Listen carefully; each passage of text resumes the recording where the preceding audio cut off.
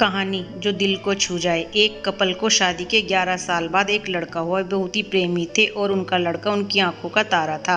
एक सुबह जब वह लड़का तकरीबन 2 साल का था, पति ने एक दवाई की बोतल खुली देखी। उसे काम पर जाने के लिए देरी हो रही थी, इसलिए उसने अपनी पत्नी से उस बोतल को ढक्कन लगाने और अलमारी में रखने को कहा।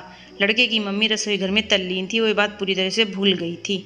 लड़के ने वो बोतल देखी और खेलने के इरादे से उस बोतल की ओर गया। बोतल के कलर ने उसे मोह लिया था, इसलिए उसने उसमें की दवाई पूरी पी ली थी। उस दवाई की छोटे बच्चों को छोटी सी मात्रा भी जहरीली हो सकती थी। जब वह लड़का नीचे गिरा तब उसकी मम्मी उसे जल्द से जल्द दवाखाने ले गई, जहां उसकी मौत हो गई। उसकी मम्मी पूरी तरह से हैरान हो गई थी। वह भयभीत हो गई थी कि कैसे वो अब अपने पति का सामना करेंगी। जब लड़के के परेशान पिता दवाखाने में आए तो उन्होंने अपने बेटे को मृत पाया और अपनी पत्नी की ओर देखते हुए सिर्फ 4 शब्द कहे। आपको क्या लगता है कौन से होंगे वो 4 शब्द? पति ने सिर्फ इतना ही कहा, आई लव यू डार्लिंग।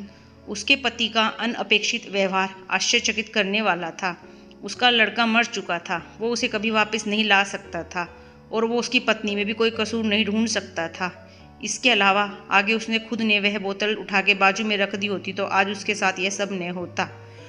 वो किसी पर भी आरोप नहीं लगा सकता था। उसकी पत्नी ने भी उनका इकलौता बेटा खो दिया था। उस समय उसे सिर्फ अपने पति से सहानुभूति और दिलासा चाहिए थी और यही उसके पति ने उस समय उसे दिया।